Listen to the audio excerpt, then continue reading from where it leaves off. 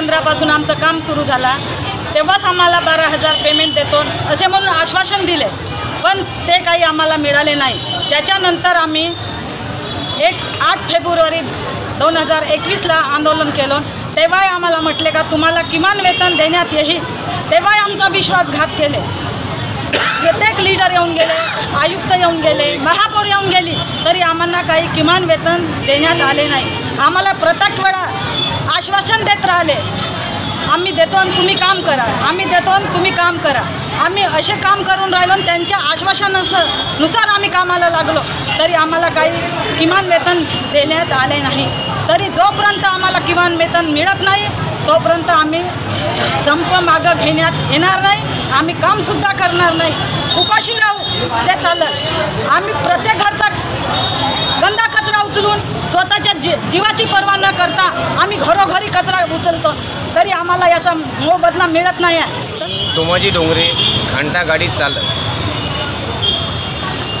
सर्वप्रथम महानगरपालिकेपुढे आज 2/8/2021ला आम्ही संप पुकारला आहे आणि संपाचे कारण असे आहे की पूर्वी आम्ही 8/2/2021ला फरवरी महिन्यामध्ये संप केला होता। त्या पिरियडमध्ये महानगरपालिकेचे आयुक्त, महापौर, उपायुक्त सर्व लोकांनी म्हटलं की आम्ही तुम्हाला किमान वेतन देऊ, 15 दिवसामध्ये तुमच्या अकाउंटमध्ये किमान वेतन चढेल।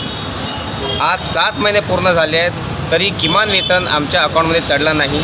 आज मनपा प्रशासन म्हणते आहे की तुम्ही आंदोलन करा, कारण आमची इच्छा नाही आहे की अगर त्या पद्धतीने ते बोलले त्या पद्धतीने ते चालले नाही, म्हणून आज आम्हाला आंदोलन करावं लागत आहे। यासाठी थोडी शर्मेची गोष्ट आहे, कारण आज चंद्रपूरचं नाव देश पातळीवर नेणारे आज घंटागाडी सफाई कामगार आहेत, तरी पण मनपा प्रशासनाला थोडी बी असं जाणीव नाही आहे। कोरोनाच्या काळामध्ये घंटागाडी कामगार घरोघरी जाऊन कोरोना पॉझिटिव्ह असो निगेटिव्ह त्यांचा कचरा संकलन करत होते, तशावेळी स्वतःची फिकर नाही, स्वतःच्या कुटुंबाची फिकर नाही, पण साऱ्या जनतेची फिकर करून घंटागाडी कामगार आपलं स्वतःचे जीव धोक्यात घालून हे कचरा संकलन करत होते, तरी पण अशा वेळीसुद्धा मनपा प्रशासनाला यांना जाणीव नाही। तर अशा मनपा प्रशासनाला काय समजावं की एवढं खतरनाक काम करून तरी मनपा प्रशासन आपले हक्क देत नाही आहे।